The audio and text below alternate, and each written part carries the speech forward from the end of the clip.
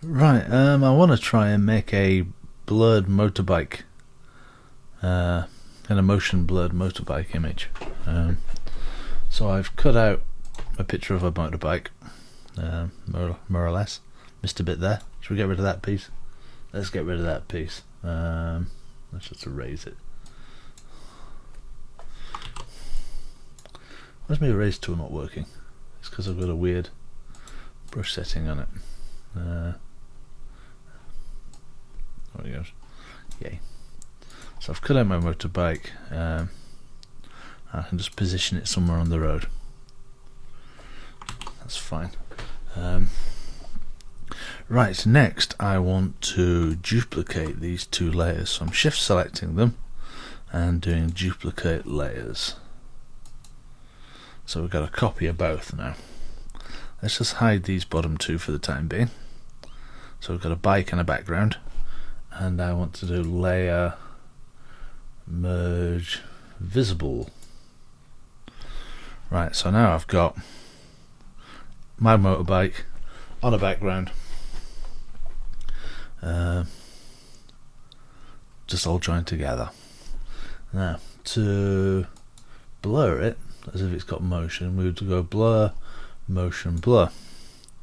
Now this has got the option for distance and angle. Obviously you can make it look like it's the camera's being shaken up and down, but we want left to right, so we're setting our angle to 0 and we've got a suitable layer of that.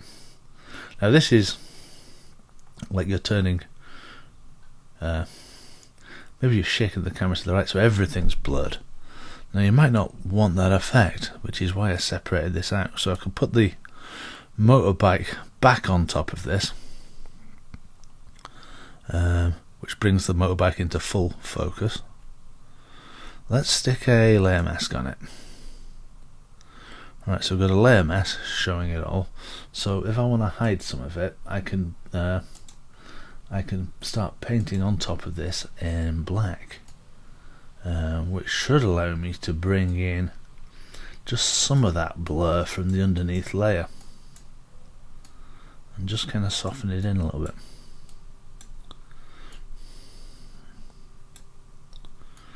We just want some of that blur, but not all of that blur. As we go around the edge, it just softens it up a bit.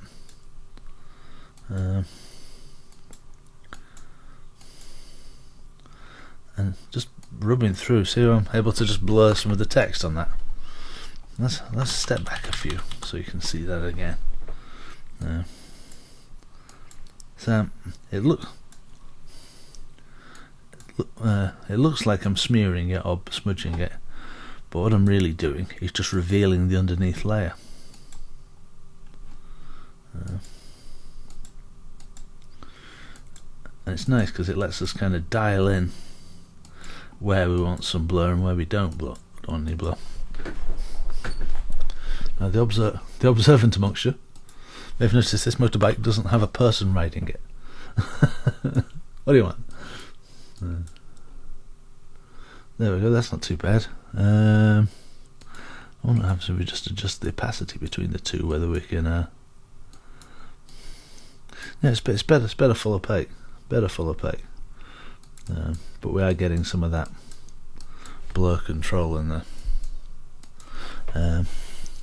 What I'm also thinking I might like to do is just select the image, and where's my blur tools gone? Blur tool. Let's just zoom right in and just have a little go with the blur tool here and there, and just soften out some of these hard bits where it really kind of shows up as being roughly cut out.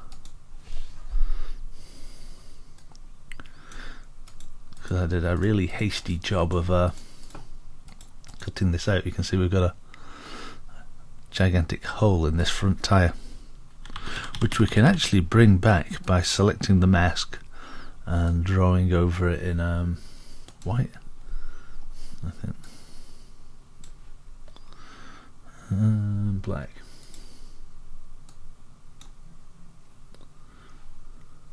Works better if I have the brush tool on.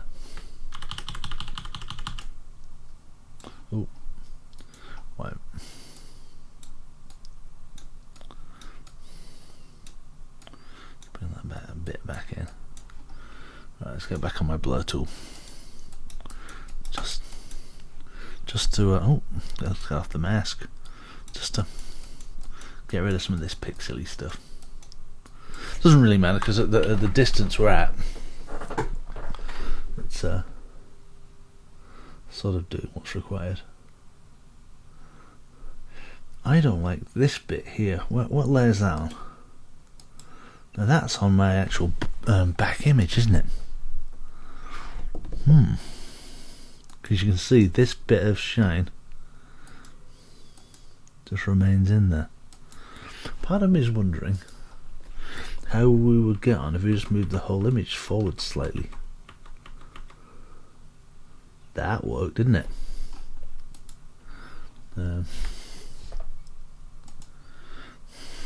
That's got rid of all that weird effect. I think I'm happy with that. Brill, we should leave it there. Thank you for watching.